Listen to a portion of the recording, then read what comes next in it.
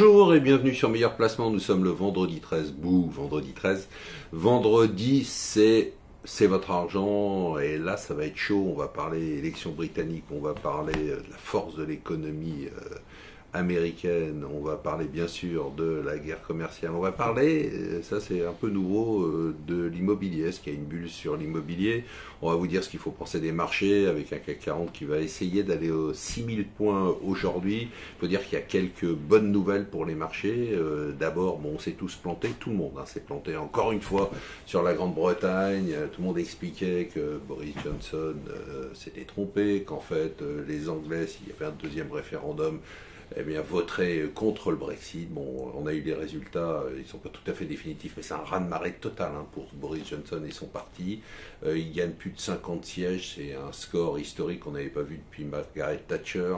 Pour le Labour, c'est le score le pire depuis 1935, bye bye Corbyn, heureusement ça c'est plutôt une bonne nouvelle. Les Lib Dem qui eux avaient fait campagne pour pour un nouveau référendum et contre le Brexit ont à peine 10 sièges. Donc c'est la déroute des anti-Brexit. Donc voilà, enfin, ça y est, après 3 ans et demi d'atermoiement et ce feuilleton se termine. Pas tout à fait quand même, alors ça sera le Brexit avant le 31 janvier. Bon, maintenant on va voir comment ça va se passer. On rentre dans le dur, parce que ça sera un hard Brexit, sans jeu de mots. On rentre dans le dur, parce que maintenant il va falloir être concret, ça y est, ils vont aller vers le Brexit. Et on va savoir si la Grande-Bretagne va peut-être souffrir à court terme, mais à long terme, si ça va être le Singapour du monde, une sorte de paradis fiscal. C'est ce que je crois en tout cas. En tout cas, les marchés applaudissent, la livre sterling s'est envolée. Elle est au plus haut, bien évidemment, de l'année, et comme une joie ne vient jamais seule, Donald Trump a tweeté pour dire que l'autre feuilleton des derniers mois, des dernières années, la guerre commerciale serait en passe d'être réglée, qu'on serait proche d'un accord. Donc on a une envolée de tous les marchés. Alors vous connaissiez les faucons, vous connaissiez les colombes, mais vous ne connaissiez pas les chouettes. C'est Christine Lagarde qui a répondu à un journaliste qui lui demandait si en matière de politique monétaire, ça serait un faucon ou une colombe. Elle a dit « Je suis une chouette » parce que la chouette, c'est un animal qui est un peu sage, donc elle va être sage. Elle a réussi son oral, c'était son premier discours en tant que patronne de la BCE hier.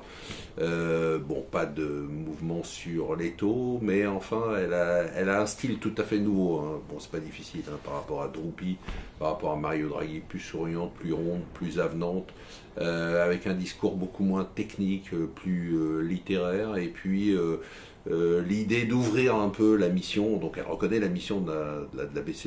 La mission de la BCE, c'est la stabilité des prix, mais aussi lutter contre les inégalités, lutter aussi pour les changements, enfin contre les changements climatiques. Donc voilà. Alors l'autre sujet important pour vous, pour votre argent, c'est le haut commissaire de stabilité, le conseil de stabilité financière, c'est un beau nom, ça, présidé par le ministre des Finances, avec la Banque de France, avec le Trésor, qui n'a pas pris de décision brutale, mais qui veut calmer le jeu sur le crédit immobilier, en disant aux banques, écoutez, respectez quand même la règle du taux d'effort de 33%, des revenus nets pour rembourser un crédit, et surtout essayer de ne pas dépasser les 25 ans. Les banques avaient peur qu'il y ait une sorte de sanction, de règles, d'application obligatoire.